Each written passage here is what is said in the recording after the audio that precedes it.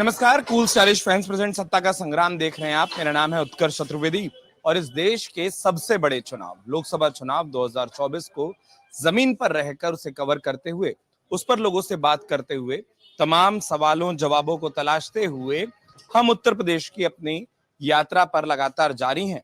और जो हमारा चुनावी रथ है वो घोसी लोकसभा में पहुंच गया है। मैं इस वक्त मऊ में मौजूद हूं और घोसी का नाम हम लोगों ने उत्तर प्रदेश की सियासत में पिछले कुछ सालों में कई बार सुना। यहाँ का एक उपचुनाव हुआ, वो बड़ा दिलचस्प रहा। उसके बाद से तमाम दावे बनते रहे कि गढ़ रहेगा, गढ़ नहीं रहेगा, कौन किसके पक्ष में होगा, कौन कितना भारी होगा। और जब आप लगातार उत्तर प्रदेश को सियासी नक्शे पर देखते हैं तो एक बात और समझ आती है कि घोसी वो लोकसभा सीट है जहां पर एनडीए गठबंधन बनाम इंडिया गठबंधन का एक मुकाबला आपको दिखाई देता है। समाजवादी पार्टी की ओर से राजीव राय यहाँ उम्मीदवार हैं और एनडीए गठबंधन की ओर से सोहेल देव भारतीय समाज पार्टी के अरविंद राजभर उम्मीदवार हैं। इसके अलावा एक तीसरा खेमा हो जाता है बहुजन समाज पार्टी का। और बड़ी दिलचस्प बात यह है कि उत्तर प्रदेश की तमाम लोकसभा सीटों में से ये उन चुनिंदा लोकसभा सीटों में है जहां पर 28 प्रत्याशी आपको चुनाव लड़ते दिखाई दे रहे हैं, दल और निर्दल मिलाकर। तो अपनी बात को, अपनी जानकारी को यहीं विराम देते हुए एक चर्चा की शुरुआत कर लेते हैं। सुबह सुबह का वक्त है और हमको सब लोगों ने बताया कि मऊ की सबसे प्रसिद्ध चाय की दुकान है जहां हम खड़े हैं।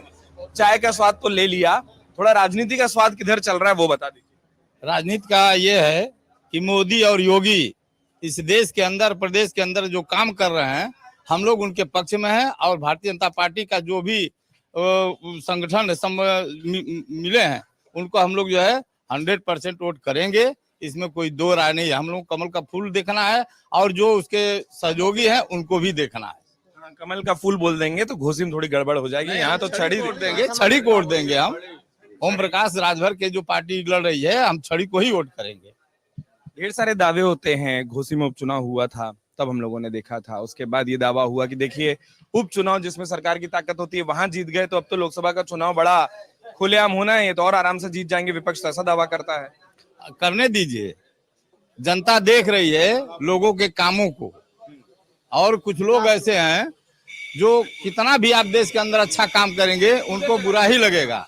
जो जिनके अंदर राष्ट्रवाद नहीं है, जिनको देश से प्रेम नहीं है, जो देश को तोड़ना चाहते हैं, वो अलग अलग पार्टी बनाकर इस देश में चुनाव लड़ रहे हैं, प्रदेश में चुनाव लड़ रहे हैं। ऐसे लोगों को हम लोग कभी जो है स्वीकार नहीं कर सकते हैं। क्या नाम आपका? रमेश सोनकर, पूर्व भारत। रमेश जी ठीक बोल रहे हैं? बहुत बहुत बढ़िया, अच्छी। रमेश जी सभासद भी रह चुके हैं तो उनको पता है। 95 में सभासद रहा, 2002 में विधानसभा का चुनाव लड़े भारतीय जनता पार्टी से। और संगठन में भी 2 बार जिला मंत्री रहे हैं, 2 बार जिला उपाध्यक्ष रहे हैं, राष्ट्रीय कार्यकारिणी सदस्य रहे हैं। और ये जो है भगवा ध्वज में ही शरीर जाएगी।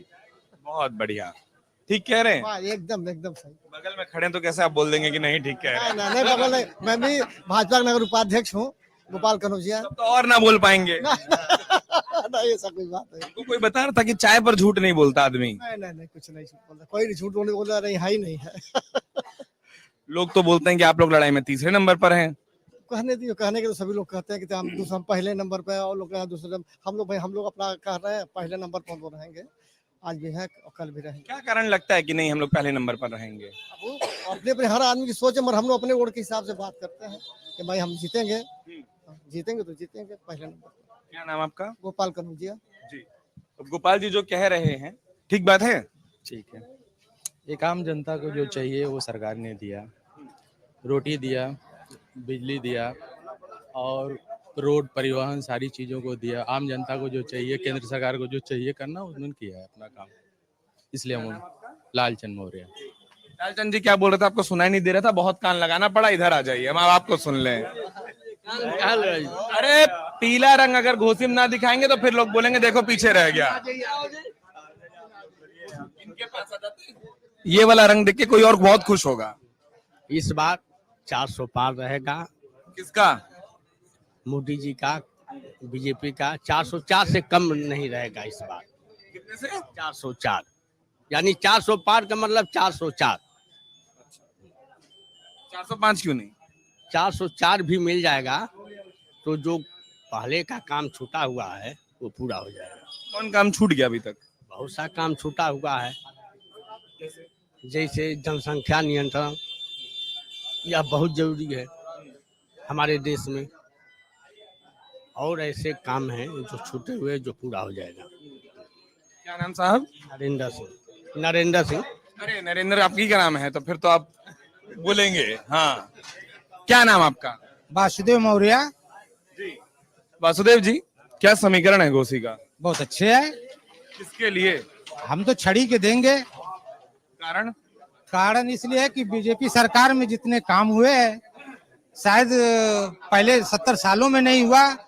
उम्र तो करीब लमसम हम लोगों की 55-60 के लमसम जा रही है। और मैं चाहता हूं कि सरकार रहे, दंगा मुक्त सरकार रहे, क्योंकि जब से ये सरकार आई है तब से दंगे नहीं हुए हैं। हाँ, दंगे नहीं हुए, इसलिए हम लोग चैन से रहते हैं और हम लोग इसी सरकार को चाहते हैं। आप लोग इसी सरकार को चाहते हैं जी। अब इधर आ जाएं। सब लोग जो जो बोल रहे थे ठीक बात बोल रहे थे। असल में यहाँ जिस तरह से है ना कि सुबह बनारस शाम में इलाहाबाद, तो यहाँ सुबह मऊ जो है ना मेवा कुआं सारे यही लोग मिलेंगे। शाम को जो है ना यहाँ का माहौल बदल जाता है। यही बयान सुबह कुछ रहेगा, शाम यहाँ बदल जाएगा, इसलिए कि सारे लोग आ जाएंगे। यहाँ फिलहाल एक ही जगह के एक ही पार्टी के लोग हैं। अब यहाँ तो गठबंधन बहुत मजबूत है। मजबूती का कारण क्या लग रहा है आपको? मजबूती का कारण बेरोजगारी है। ये सब ज्यादातर ये है, उन लोगों को कारोबार यहाँ नहीं है। अगला ये चाह रहा है कि 10 साल से सरकार को देखे हैं, दूसरी सरकार तो कम से कम उसमें कुछ कारोबार चले, कुछ सुकून हो। जीएसटी से लोग मर रहे हैं, लोग रोज बिजली चिकन से मर रहे हैं। जो भी और सरकारों में छूट हुआ करते थे, चाहे जिस तरीके भी रहो, यहाँ तो आए दिन शटर गिर जाते हैं दुकानों के, चेकिंगों के नाम पे, जीएसटी के नाम पे। यहाँ मामला कुछ ज्यादा है। मुझको लगता है कि यहाँ राजू राय चुनाव जीत जाएंगे। राजीव राय चुनाव जीत जाएंगे। गठबंधन है, चूंकि यहाँ गठबंधन का मिसाल अभी जल्द ही में वो अरशद जमाल चुनाव लड़े थे, तो उसका कारण था वो सपा छोड़ के गए थे, तो वहाँ एकजुटता देखी थी। तो यहाँ एकजुट जहाँ जो चला जाता है वो शहर में तो उसको जिता देता है। बाकी और एरिया में क्या है वो आप बताएंगे भाई। यहाँ तो वही है, जहाँ समय 2 घंटे बाद दूसरा माहौल रहेगा, शाम को आएगा दूसरा माहौल रहेगा। सुबह बनारस और शाम में अवध की तरह ये गली है। हमको कोई कह भी रहा था, आपका नाम साहब? जी शमशेर आलम। हाँ शमशेर जी, हमको कोई ये कह भी रहा था कि 1 तारीख तक रोज भांपिए, एक दिन में मत समझिए। मैंने बात है वो समझ लीजिए, वो इंजन नहीं बन, 2-2 घंटा बता रहे हैं, वो बोल रहे हैं कि एक दिन। वो जेम्स वाट वाला जो इंजन नहीं बना था, वो सब वही भाप यहाँ है। आखिर में जब वो फेंक देगा, वो समझ लिए कि वही चल गया इंजन। तो फेंकेगा जिसको तो राजू राय को फेंक देगा, बस वही है। बार बार उसमें रखते जाइए, वो जिस दिन आखिर में फेंक देगा वो ट्रेन चला देगा। पूर्वांचल में फेंक देगा 2 परिभाषा होती है ना, एक तो उछाल देगा, एक फेंक देगा। उन्हें हम मऊ की बताएं, पूर्वांचल में इतने बड़े नेता ने, हम मऊ अपना एरिया देख रहे हैं। बाकी आप लोगों के न्यूज के माध्यम से जो देख रहे हैं वही हम सुन रहे हैं। यहाँ जो देख रहे हैं वो बोल रहे हैं, बाकी वो भांपते रहिए आप। वो जिस दिन भांप फेंक देगा वही इंजन चल जाएगा। बहुत सुंदर। अरे 1 मिनट, इतनी सुंदर मुस्कुराहट के बाद ना बिना बोले नहीं जाना होता है। वो देखिए, यहाँ मऊ में विकास का काम बहुत तेजी से हो रहा है और लोग बहुत खुश हैं। हर आदमी को खुश होना चाहिए। विकास ही देश का असली रीढ़ है और इसलिए यहाँ मोदी सरकार नंबर 1 पर रहेगी और योगी भी, क्योंकि उनका शासन प्रशासन पर बहुत अच्छा रंग रहा है। लोग शांति से जी रहे हैं और ऐसा ही माहौल पूरे देश में चाहिए ताकि हमारा देश प्रगति करे, हम मजबूती से बढ़ सकें और एक दूसरे के साथ मिल के रह सकें। धन्यवाद। क्या नाम आपका? छेदीराम गुप्त जी। वो अभी आपके बगल में कहे कि 2-2 घंटे में आऊंगा, अभी जैसे आप लोग विकास बता रहे हो, 2 घंटे बाद सब आलोचना वाले आ जाएंगे यहाँ। नहीं नहीं, यहाँ विकास बहुत तेज हो रहा है। जहाँ देखिए वहाँ विकास ही की बयार बह रही है। अब इसको कोई न देखे तो ये तो उसकी आंख का दोष है। हाँ, ये तो उसकी आंख का दोष है जो विकास को देखते हुए भी नहीं देख पा रहा। अभी ये आपका जब हम चलाएंगे तो लोग कहेंगे देखिए इनको तो खुद चश्मा लगा था, दूसरे को आंख का दोष बता रहे वो चश्मा वाले तो हर आदमी हो जाएंगे, वो बुढ़ापा में चश्मा ही सहारा होगा और वो भी बिगड़ जाएगा तो क्या देख पाएंगे लोग। विकास देखना चाहिए इस देश में, जितना विकास। तो ढेर सारे चुनाव देखे होंगे, क्या अंतर आपको नजर आता है जब आप कहते हैं विकास? वो अंतर क्या है? बहुत शांति है। इतना देश में शांति कहीं नहीं, विश्व में नहीं है जितना। मैं थोड़ा सा घोसी में समझना चाहता हूँ। घोसी लोकसभा या मऊ की हम बात करें, आपने ढेर सारा चुनाव देखा होगा, आप यहीं के रहवासी हैं।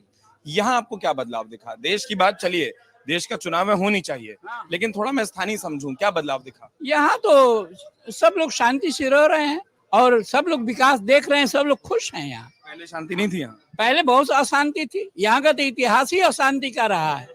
अशांति का यहाँ का नेता रहा और शांति रही। आज सर्वत्र शांति है। शांति से लोग जी रहे हैं, रह रहे हैं, कमा रहे हैं। और जो ये महंगाई की बात कर रहे हैं, 2-2 मोबाइल रखे हैं एक हाथ में, अब कहते हैं मोबाइल हमारी गरीबी है, रोजगार इनका बढ़ रहा है। कहाँ इनका रोज ट्रक से यहाँ माल जा रहा है, लेकिन कहते हैं कि नहीं। और इस तरह से जो है यहाँ गठबंधन नहीं, भाजपा ही जीतेगी। यहाँ भाजपा ही जीतेगी मतलब क्या? दिल्ली वाली छवि को देखकर वोट यहाँ पड़ रहा है क्या? नहीं, दिल्ली नहीं, मऊ का इतिहास है इतना। हाँ, मऊ में बड़े शांति से लोग रह रहे हैं, सब लोगों को सुविधाएं मिल रही हैं, राशन मिल रहा है, सबको घर निवास मिल रहा है, और लिए हैं लोग, ऐसा नहीं है कि जो नहीं पाए हो। ठीक कह रहे हैं, सही कह रहे हैं, हम सहमत हैं, उनकी बातों से सहमत हैं। क्या क्या सुन पाए थे? अरे सब कुछ शुरू से आखिरी तक सुने हैं। क्या ऐसा है जो आप लोग को लगता है कि नहीं आप सहमत हैं उस बात से? मतलब विकास, उन्होंने 3-4 चीजें कही, इसलिए मैं पूछ रहा हूं। 3-4 चीजें, देश का विकास हो रहा है, इंटरनेशनल पे इंडिया का नाम रोशन हुआ है, आगे बढ़ा। इंडिया का नाम रोशन बोलते हैं तो विपक्षी बड़े खुश हो जाते हैं। हाँ, इंडिया वो गठबंधन वाला इंडिया नहीं, अपना हिंदुस्तान इंडिया नाम रोशन हो रहा है, इंटरनेशनल मापदंड पे नाम बढ़ा है, हर जगह मतलब नाम इंडिया का उछला है। हमको बता रहे थे क्योंकि सभासद जी पीछे खड़े हैं तो आप लोग सब साथ में बोल रहे हो, वो बोले धीरे से 2 घंटे बाद आना, तब असल में लोग बताएंगे। वो तो ऐसा होता रहता है, पॉजिटिव नेगेटिव सभी लोग रहते हैं ना। हाँ, तो जो अभी आप पॉजिटिव में 2 घंटे बाद नेगेटिव होंगे। ऐसी बात नहीं, हम तो हमेशा पॉजिटिव रहते हैं। ऐसे लोग हैं कि नेगेटिव पॉजिटिव दोनों लोग रहते हैं, प्लस माइनस हर जगह रहते हैं। क्या चीज आप लोगों को, जब आप लोग बोलते हैं विकास, मैं थोड़ा सा ना ये समझना चाह रहा हूँ विकास में हुआ क्या है? शब्द तो ठीक है, अच्छी बात है, विकास विकास विकास जब वो लोग बोलते हैं, क्या बदलाव दिखा? बदलाव यही कि चारों तरफ नए नए निर्माण हो रहे हैं, नगर स्वच्छ हो रहा है, हर चीज, हर सुविधाएं बढ़ रही हैं, लोगों को आसानी हो रही है हर चीज में। घोसी लोकसभा क्षेत्र के एक रहवासी के तौर पर क्या कुछ ऐसा है जो अपनी आंखों से आपने देखा? क्या कुछ ऐसा है जो आप बता सकते हैं कि देखिए ये चीज हुई और उसको हम विकास में मान रहे हैं? छोटी छोटी बहुत सी बातें हैं, सब डिबेट में नहीं बोला जा सकता ना, सब लोग जानते हैं। लिख के बता दीजिए, फिर हम पढ़ देंगे, हम पढ़ देंगे। नहीं नहीं नहीं, बताने वाली चीजें नहीं, सब लोग महसूस कर रहे हैं। अब एक ही चीज बार बार रिपीट करने से फायदा नहीं है, छोटी छोटी बार भी बोले नहीं और रिपीट करने से फायदा नहीं बोल रहे हैं। जैसे भाई विकास चारों तरफ दिख रहा है, केवल घोसी में नहीं, ऑल इंडिया में विकास दिख रहा है। और ये बताने वाली बातें नहीं है, महसूस लोग खुद सब लोग महसूस कर रहे हैं, फील कर रहे हैं। हमको यही दिक्कत होती है जब कोई बोलता है विकास है और पूछो कहाँ है, तो पता चला किसी एक लड़के की तरफ नाम मत कर दीजिएगा, वो रहा विकास करके। विकास सब लोग महसूस कर रहे हैं, कहने वाली बातें नहीं है। जी हम तो थोड़ा घोसी समझने आए थे, घोसी का मिजाज मूड क्या है इस वक्त इस लोकसभा का? घोसी का मिजाज मोदी जी और जोगी जी के साथ है, घोसी का मिजाज। और उसका कारण क्या नजर आता है? उसका कारण ये है कि ये बहुत घोसी डिस्प्यूटेड एरिया रही है। यहाँ कल्पनाथ राय थे तो वो बहुत विकास किए। अब घोसी को AK शर्मा जैसा मंत्री मिल गया है जो चारों तरफ विकास कर रहा है। आप अगर इधर से गुजरेंगे तो मऊ शहर कम से कम उत्तर प्रदेश में 7वें या 8वें नंबर पर सफाई में है। और सारे जगह पर जितना ये मऊ का एरिया है, हर जगह अच्छी लाइट, हर जगह सफाई, हर जगह रोड बन रहे हैं, नए नए रोड बन रहे हैं, नए नए पुल बन रहे हैं। जो काम 50 साल में नहीं हुआ वो इस पिछले 10 साल के अंदर अंदर हुआ। ये है प्रोग्रेस।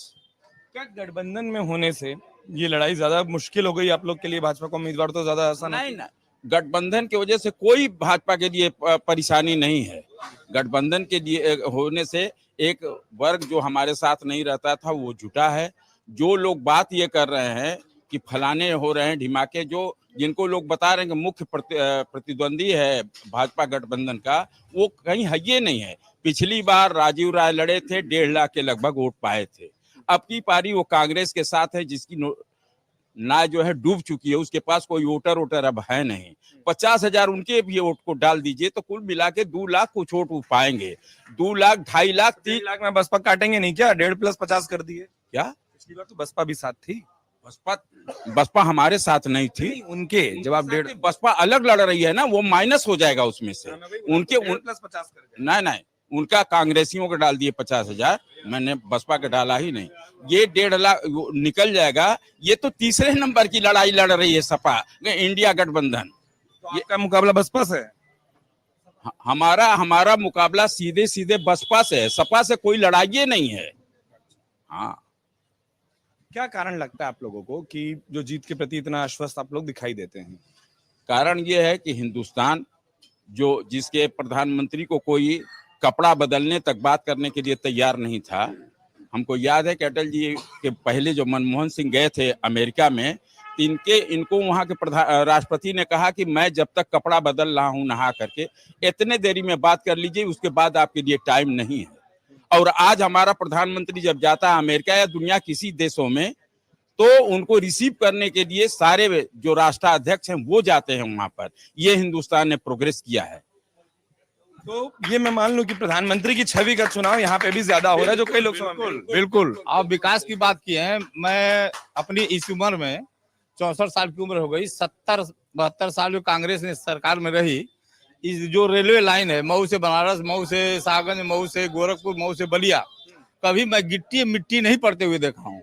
लेकिन आज देखिए मऊ से जो भी है, चाहे मऊ से बनारस जाइए, मऊ से बलिया जाइए, मऊ से साहगंज जाइए, मऊ से गोरखपुर जाइए, सभी लाइनें डबल लाइन हो गई है, इलेक्ट्रिक हो गई है, और नई नई ट्रेनें चल रही हैं, और ट्रेनें सब सही समय से चल रही हैं। रोड जो है दो जिला है मऊ और आजमगढ़, दोनों जिले के बीच में 4 लेन और 6 लेन डबल रोड, 4 लेन और 6 लेन की रोडें बनी है। मऊ की जो सड़कें थी गली टाइप की थी, आज आप घूम लीजिए मऊ के चारों तरफ, तो सभी रोडें चौड़ी हो गई है, लाइट लग गई है, और लाइट में जो लखनऊ में जो वो लगाया जाता है झालर टाइप का, वो सभी रोडें जो है झालर लाइन खंभों पर झालर लगा दिया गया है। जो तिराहे हैं मऊ के, लगता था कि वो किसी गली का जो है तिराहा है, आज देखिए तो लगता है कि लखनऊ का तिराहा है। ये विकास हुआ है। और जनता को सीधे सीधे जो लाभ आता था सरकार का, राजू का कहना है कि 80% खा जाते हैं, 20% पहुंचता है, आज 100% पहुंचता है। और एक विकास नहीं है, कई विकास है, जितना भी विकास है। कोई राजनीति में आप बड़े पक्के हैं, राजीव बस बोलकर आपने अभी वाले प्रत्याशी और उस समय प्रधानमंत्री दोनों का नाम एक साथ ले लिया। कोई ऐसा घर नहीं है कि कोई न कोई जरूर लाभ लिया है। और लाभ लेने के वो जो आपने राजीव पर रुके ना, लाभ लेने के बाद भी कहते हैं रोजगार नहीं है, बड़ी महंगाई है। रोजगार और नौकरी में इनको अंतर ही नहीं समझ में आता है। 10 साल में कौन लड़का जो है ग्रेजुएट हो गया कि उसको नौकरी मिल जाएगी। रोजगार और नौकरी में इनको पता ही नहीं चलता है। रोजगार मैंने स्वयं के काम करना, ये रोजगार होता है। और पढ़ लिख कर कोई किसी के तबियत देरी करे। ये बोलते हैं कि 10 साल में कौन लड़का ग्रेजुएट हो गया, मतलब क्या आपकी सरकार आने के बाद ही जो पढ़ना शुरू करेगा उसी को मानेंगे? बिल्कुल मानेंगे। उसके पहले जब बेरोजगार थे, बेनौकरी के थे पढ़ लिख कर, तो नौकरी वो सरकार ने क्यों नहीं दी? उनको दे देना चाहिए था। 14 में भी तो कोई ग्रेजुएट होकर निकला होगा, 15 में भी निकला होगा, 16 में भी निकला होगा। ऐसा नहीं। अब ये बताइए, जो इम्तिहान हो रहे हैं 3000 लीक हो जा रहे हैं, लीक तो हो जा रहे हैं, 3000 फार्म भरे हैं और 2000 जो है गायब हो जा रहे हैं। क्यों हो जा रहे हैं? इसलिए कि पढ़े नहीं है, परीक्षा पास नहीं कर पाएंगे। लेकिन बेरोजगारी का जो है वो ढोल पीटेंगे कि मैं बेरोजगार हूँ। बहुत देर से यहाँ आप आ गए, पाला नहीं बदल लिया धीरे धीरे? वो कह रहे थे 2-2 घंटे में पाला बदल जाता है। मैं ही कह रहा था कि जैसे हर 2 घंटे में अलग अलग विचारधारा के लोग आते हैं, तो उस तरीके की बातें सुनने को मिलती है। जैसे आप लोग यहाँ बात कर रहे हैं कौन सी सरकार आएगी, किसकी सरकार बनी, कौन कैंडिडेट जीतेगा। अरे उधर मत देखिए, आप अपना बोलिए। सभासद जी बहुत अच्छे हैं, कुछ नहीं करेंगे। ऐसा कोई नहीं, कोई कुछ करेगा नहीं, मैं अपने विचार रख सकता हूँ। तो जैसे बात आती है विकास की, तो विकास हर सरकार का दायित्व होना चाहिए। हर सरकार को समझना चाहिए कि हमें विकास करना है। सिर्फ तुष्टिकरण की नीति पे चलना है या एक तरफा विकास का ध्यान देना है।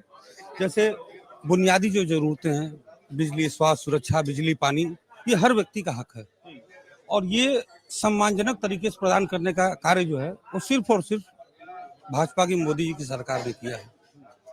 बार बार जो आप सबसे पूछ रहे हैं क्या मुद्दे हैं, सबसे बड़ा मुद्दा इसमें स्वाभिमान का है। हर व्यक्ति का स्वाभिमान इसमें सुरक्षित है, हर व्यक्ति का परिवार सुरक्षित है, बहू बेटियां सुरक्षित है। एक सुरक्षा का जो भाव है, एक स्वाभिमान का भाव है। ठीक है, हम आज कम कमा रहे हैं, कल ज्यादा कमाएंगे, नहीं कमाएंगे, लेकिन सबसे बड़ी बात हमारी कमाई क्या है कि हम अगली पीढ़ी के लिए क्या देके जाएंगे। अगर हम इतना कर जाएं कि हमारी अगली पीढ़ी का स्वाभिमान सुरक्षित रहे, उसको इस लायक बना दें कि वो कल के दिन वो पूछना उसको न पड़े कि सरकार ने क्या दिया। तो रोजगार की बात करते हैं, कोई भी योग्य व्यक्ति जो है वो रोजगार से वंचित नहीं है। अब अगर मेरे अंदर योग्यता नहीं है तो जाहिर सी बात है मुझे काम उस स्तर का नहीं मिलेगा, मेरी कमाई उस स्तर की नहीं रहेगी। तो हमें तकलीफ होगी। मेरी सोच है कि मैं हवाई जहाज से, चलो ट्रेन का टिकट कटाने का पैसा मेरे पास नहीं रहेगा, तो मेरी योग्यता होनी चाहिए, उस हिसाब से हर व्यक्ति को रोजगार है। मोदी सरकार में मेरे परिवार में कम से कम 4 लोगों को नौकरियां मिली हैं, पुलिस में नौकरियां मिली हैं। चारों बच्चे जो हैं अपनी अपनी जगह बहुत ईमानदारी से काम कर रहे हैं। सरकार के आने का सबसे बड़ा विजन है कि जैसे कि पुलिस की नौकरी में कहा जाता है ना कि बहुत इधर उधर भ्रष्टाचार और सारी चीजें, बहुत गर्व होता है। हमारे रिलेशन मेरे भाई साहब के 3 बच्चे हैं, तीनों पुलिस में हैं और बड़ी ईमानदारी से, जैसे एक श्रद्धा भाव होता है ना, जैसे मोदी जी एक श्रद्धा भाव से एक अपना परिवार समझ के पूरे विश्व को जैसे वसुधैव कुटुंबकम भावना से काम करते हैं। मेरा भतीजा है, वो रोज कोई न कोई ऐसी वीडियो डालता है कि अगर हम लोग देखते हैं तो एक बार गर्व होता है कि चलो अच्छी जगह पे गया है। ये सब चीजें हम चाहते हैं हर व्यक्ति में डेवलप हो, देश का बच्चा इन चीजों को समझे। बाकी चुनाव तो फिर जब चुनाव आता है तो ये सेंट्रलाइज होता है जातियों पे। घोषी खास तौर से है कि भाजपा को जो हरा रहा हो तो सारे वोट उधर जाने वाले हैं, तो भाजपा बनाम आदर्श चुनाव है। और जो भी भटकाव जो दिख रहा है कि ये बिरादरी के लोग, वो बिरादरी लोग वोट नहीं दे रहे हैं, 28-29 तारीख आते आते सारे लोग एक झंडे के नीचे आ जाएंगे और बड़े अच्छे अंतर से जो छड़ी का हमारा कैंडिडेट माननीय अखिलेश राजभर जी चुनाव जीतेंगे। मोदी जी की सरकार हम लोग बनाएंगे। क्या नाम आपका साहब? ज्ञान प्रकाश सिंह। थोड़ा सा मेरे ज्ञान में वर्धन कर दीजिए। वो ये कि जैसे आपने कहा ना कि बिरादरियों पर बात बढ़ जाती है, कागज कलम पर समीकरण मुश्किल दिखता है घोषी का, तो फिर आपको क्यों ये विश्वास होता है कि नहीं मुद्दों पर बात आ जाएगी? क्योंकि आपने एक लाइन बहुत ईमानदारी से सच कही कि मुद्दों की बात कितनी भी करिए, आखिर में लोग वर्गीकरण करते हैं अपनी बिरादरी, अपने जुड़ाव वो देखकर। मैं समझ नहीं पाया फिर से। मैं ये बोला कि जैसे आपने बोला ना कि मुद्दे तो हैं, सही बात है, लेकिन आपने एक लाइन और कही कि बिरादरियों का चुनाव हो जाता है, कौन किधर जुड़ेगा, समीकरणों का चुनाव ज्यादा हो जाता है। वो समीकरण क्यों आपके तरफ हो जाएंगे, वो क्यों नजर आता है? जैसे क्या है ना कि मैं जहां तक ये मानता हूं कि भाजपा का वोटर जो है वो सबसे पहले अपने स्वाभिमान की रक्षा के लिए जब वोट देने जाता है तो एक बार बहुत सारे ख्याल उसके अंदर आ जाते हैं। और जितना अदर्स की बात कर रहा हूँ, जो आप कह रहे थे कि जो दूसरे, बिल्कुल बता दे रहा हूँ ना कि जैसे जितना भी आपने नोटा का वोट देखा होगा ना, मेरा अपना ये आकलन है कि वो नोटा का वोट किसी और पार्टी का वोट होता नहीं है। जो व्यक्ति ठीक है किसी कैंडिडेट से नाराज है कि ये मेरे मनपसंद कैंडिडेट नहीं है, तो व्यक्ति जाता है तो इसका इतना स्वाभिमान उस समय भी जिंदा रहता है कि मैं अगर इसको नहीं दे रहा हूँ तो किसी दूसरे गंदे आदमी को वोट नहीं दूंगा। ठीक है, बाकी सारे नाराजगी तो आपको नहीं तो किसी और को भी, दूसरे को नहीं दूंगा। तो हमारा इस बार का सबसे बड़ा टारगेट यह है कि नोटा पे वोट न पड़े, 100% वोट पड़े और हम इस काम में सफल होंगे। बहुत देर से आप सुन रहे थे, क्या समझ आया? रामविलास यादव। सबसे पहले मैं आपके चैनल से आपके दर्शकों को बहुत बहुत बधाई और शुभकामनाएं देना चाहता हूं। मैं ये कहना चाह रहा हूं कि रोजगार,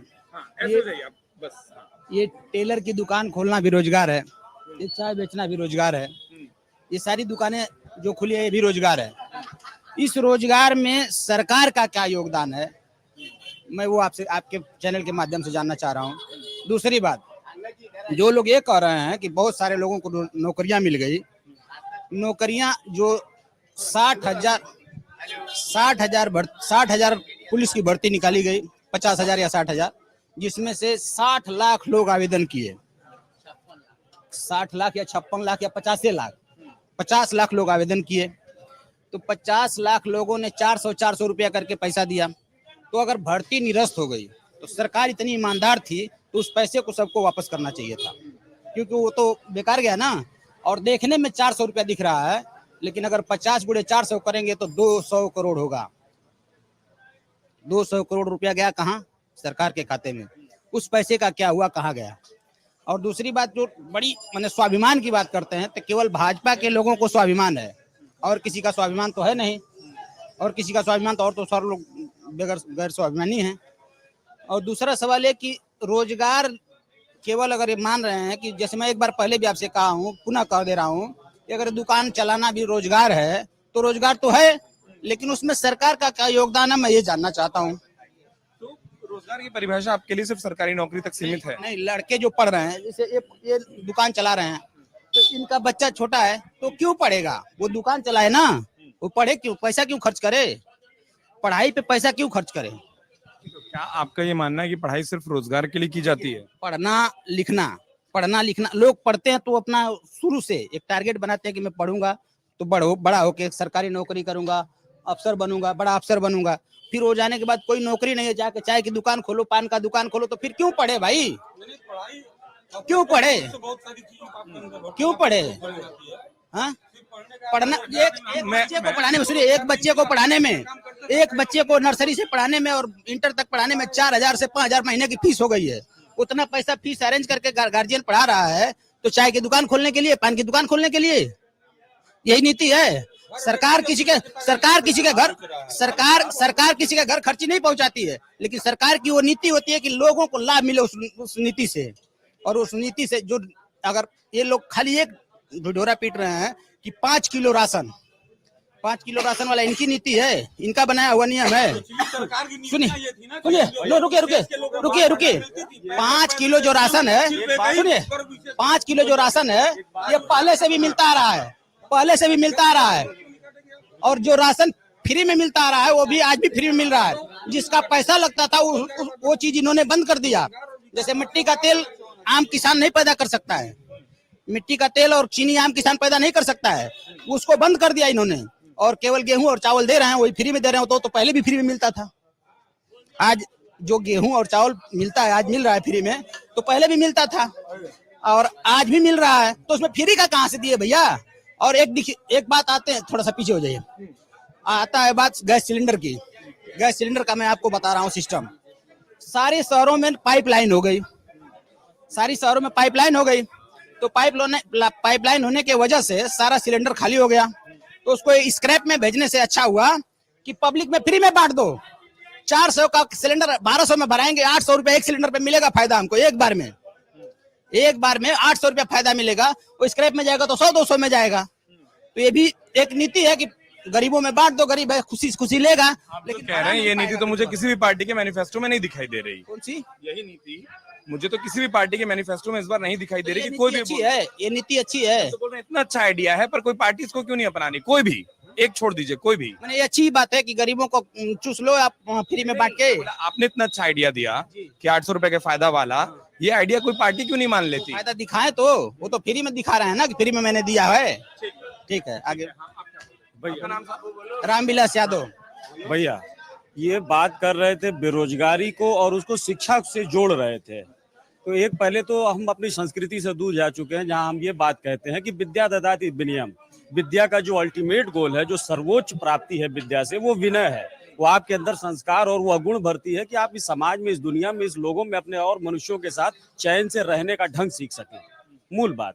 अब जहां तक बात यह है कि आप पढ़ा रहे हैं और आप चाहते हैं कि आपका हर बच्चा कलेक्टर ही बने, तो मैं आपको बताना चाहूँ एक छोटा सा उदाहरण है। आप लोग व्हाट्सएप, यूट्यूब पे यहाँ वहाँ देख भी सकते हैं कि विद्या पढ़ने के बल पर ही एक MBA चाय वाले ने चाय के कंसेप्ट को ऐसा बनाया कि उसने करोड़ों की कंपनी खड़ी कर दी। आप अपने बच्चे से ऐसी अपेक्षा क्यों नहीं रख सकते कि वो वही पढ़ाई पढ़ के और वो ऐसा कंसेप्ट लाए कि वो एक चप्पल बनाने से करोड़ों की कंपनी खड़ी कर पाए। अगर आपका एक बच्चा जिसको आप उतनी मेहनत से पढ़ा रहे हैं और वह इस क्षमता को नहीं विकसित कर पा रहा है और इसका ठीकरा आप अपने पर फोड़ने की बजाय, अपने संस्कारों पर फोड़ने की बजाय आप सरकार पर फोड़ने चले जाइए, तो इस बात का कोई मतलब नहीं होता है। यहाँ पर बिना किसी संसाधनों के उबर और स्विगी और जोमेटो जैसे कंसेप्ट जो डेवलप कर दिए गए हैं, ये शिक्षा के ही दम पर, उनके ज्ञान, बुद्धि और उस विवेक के दम पर जो उन्होंने शिक्षा के दौरान अर्जित किया है। तो अगर ये नौजवान पीढ़ी जो रोजगार की बात करती है, अगर इसको लगता है कि मेरे ज्ञान में, मेरे अपनी शिक्षा में वह शक्ति है, तो निश्चित तौर पर ये मोहताज नहीं है। मेरा नाम पुनीत है। एक बार जैसे आपने कहा कि जितने लोग पढ़े सारे लोग कलेक्टर हो गए, इन्होंने एक उदाहरण दिया कि एक चाय वाला चाय से खड़े करते करते बड़ी कंपनी खड़ा कर दिया। वो करोड़ों लाख, करोड़ों अरबों में एक है। लेकिन कलेक्टर और दरोगा, IPS, IS और इस तरह के PCS, इस तरह के लोग कितने साल, मतलब कितने निकल रहे हैं, उसकी गिनती है, बहुत गिनती है, एक डाटा है कितने लोग हैं। लेकिन जो इन्होंने कहा कि एक चाय वाला एक चाय की टपरी से उठ के करोड़ों की कंपनी खड़ा कर दिया, वो एक होगा। पर उसकी हर दुकान को चलाने वाला फिर व्यक्ति अगर आप गुणा करेंगे जैसा आप करना चाह रहे हैं, कोई एक होगा। सरकारी नौकरी क्यों नहीं चाहिए? सरकारी नौकरी क्यों नहीं चाहिए वो बताएं हम। मैं उसमें नहीं पढ़ा। देखिए, एक आपका मत है, एक आपका मत है। मैं उसमें नहीं पढ़ना चाह रहा। मैं जिस बात से व्यक्तिगत तौर पर ये मैं मानता हूँ, जब आप ये कहते हैं कि पढ़ाई मतलब सिर्फ रोजगार है, वहां मैं उसको गलत मानता हूँ कि पढ़ाई मतलब अगर सिर्फ रोजगार होता तो तमाम जो नेता पढ़े लिखे हैं वो रोजगार करते हैं, नेतागिरी क्यों करते हैं? तो पहली बात एक तो और है कि नेतागिरी करने के लिए कोई डिग्री की जरूरत नहीं है। पढ़े लिखे नहीं है? नहीं, किसी भी जैसे नेता के लिए कोई डिग्री नहीं जरूरत है, कोई डिग्री की जरूरत नहीं है। मुझे पता है, पर जितने नेता लड़ रहे हैं वो क्या पढ़े लिखे नहीं है ना? अधिकतर हैं। क्या उन लोगों ने सरकारी नौकरी देखी? उन लोगों ने भी तो विकल्प अपनाए। जब वो अपना एफिडेविट भरते हैं, आप उनके व्यापार देखिए, आप उनके धन कमाने के। आप ध्यान दीजिएगा थोड़ा सा कि कोई भी लड़का जिसको नेतृत्व करने का शौक होता है, वो पढ़ाई में कभी भी बहुत लेवल पे नहीं होता है, बड़ी हाई लेवल पे नहीं होता। वो डिग्री, सुनिए, मैंने वापस आपसे असहमत। छात्र संघ के जीवन से देखा है, छात्र संघ के जीवन से जो सबसे गया गुजरा छात्र होता है वही नेतागिरी करता है। उसको अलग एक नहीं, वो उत्तर प्रदेश की राजनीति में 3-4 बड़े दलों के इस वक्त जो मुखिया है ना, सब बहुत फर्स्ट डिवीजन पास हैं। देखिए, ये लोग खुद कह रहे हैं, ये लोग खुद कह रहे हैं योग्य होता नहीं है, उसको कोई डिग्री की जरूरत नहीं होती है। एक आपका मत है, एक उनका मत है, लेकिन उत्तर प्रदेश की सियासत में इस वक्त जो तमाम बड़े चेहरे हैं वो बहुत अच्छे पढ़े लिखे और सब फर्स्ट डिवीजन है। हाँ, उनकी सोच वो नहीं जो आपकी। सारे छात्र जीवन से वो निकले हैं जो नेता, तो इन्होंने नहीं पढ़े लिखे होती, बहुत सामान्य होता है। अच्छा, मेरी बात सुनिएगा, जो छात्र नेता हैं, कलेक्टर क्यों नहीं काबिल होगा? कलेक्टर क्यों नहीं काबिल होगा? वो कलेक्टर जो होता है उससे ऐसा प्रश्न पूछा जाता है कि वो किसी भी प्रश्न का वो उससे किसी भी प्रश्न का सवाल, कोई भी सवाल करेंगे उसका जवाब वो सही देगा, वही कलेक्टर होता है। सारे लोग कलेक्टर नहीं होते हैं, लाखों करोड़ों में एक होते हैं। वो हर मत से वो सहमत होता है, तब वो कलेक्टर 8 सही दे सकता है, 10 के 10 किसी के सही नहीं होते, उसमें भी एक मेरिट बनती है। सारे नहीं, वही कह रहा हूँ। जो ज्यादा से ज्यादा प्रश्न, सारे कह रहे हैं, मैं इसलिए साफ कर रहा हूँ, सारे नहीं। हाँ। अधिक से अधिक प्रश्नों का सही जवाब देता है वही कलेक्टर होता है, वही IAS होता है। आपके लिए पढ़ाई के बाद सरकारी नौकरी और उसका उद्देश्य वही है, उनका एक अलग मत है। 2 मत होने चाहिए और लोकतंत्र में खूब होने चाहिए। हाँ। मैं इनकी बातों से सहमत हूँ। ये जैसे एक मोदी जी का मतलब कि जब निकला था पर्चा दाखिले में जो रहते हैं मैनिफेस्टो में, तो उन्होंने ये कहा था कि बहुत ही महंगाई की मार अब की बार मोदी सरकार। यहाँ क्या बोलते हैं कि अभी मैं फॉर्म डाला हूँ RRB का, NTPC का, तो उसमें 18% GST, यहाँ तक खाने पे GST, क्या बोलते हैं कफन पे GST। बताइए, इतना फॉर्म पर GST है? यस सर, 18% GST लगा। और ये क्या बोलते हैं कि बेरोजगारी पे बहुत अच्छा बोले ये कि जो क्या बोलते हैं, आपका? अंकित सोनकर मेरा नाम है। मैं विद्यापीठ का छात्र हूँ। क्या बोलते हैं सर कि ये, एक मिनट सर। अंकित एक बात बताओ, चलो आराम से, कोई नहीं। अंकित एक बात बताओ अंकित, कि क्या पढ़ाई लिखाई, हाँ कोई नहीं, उधर भूल जाओ, उधर की कुछ कैमरा है। पढ़ाई लिखाई करके सरकारी ही नौकरी पाना है, क्या पढ़ाई का पूरा उद्देश्य यही है आप लोगों के लिए? सरकारी नौकरी तो सबका उद्देश्य यही रहता है कि सरकारी नौकरी में जाना चाहे वो। और वैसी सोच क्यों होती है? इसलिए होती है कि कितने लोग क्या बोलते हैं कि कितने लोगों के पास रोजगार अपना तो रहता नहीं है। व्यापार की बात नहीं कर रहा हूँ, व्यापार की बात नहीं कर रहा हूँ, वापस बोलो आराम से। मैं व्यापार की बात नहीं कर रहा हूँ, ठीक है? जो आप बोल रहे ना सबका अपना नहीं रहता, मैं किसी दुकान की बात नहीं कर रहा। प्राइवेट कंपनियों में भी तो नौकरियां हैं, उसको आप नौकरी क्यों नहीं मानते हैं आप लोग? नहीं है, बहुत सारी उत्तर प्रदेश का नहीं हूँ मैं, इसलिए समझना चाहता हूँ। जब उत्तर प्रदेश का युवा ये कहता है, बहुत सारी नौकरियां हैं, बहुत सारी। एक ये बोलना चाहूंगा कि जो ये यूपी पुलिस का फॉर्म आया था उसमें ST SC जो होते हैं और OBC सभी लोग का समान फीस लगा था।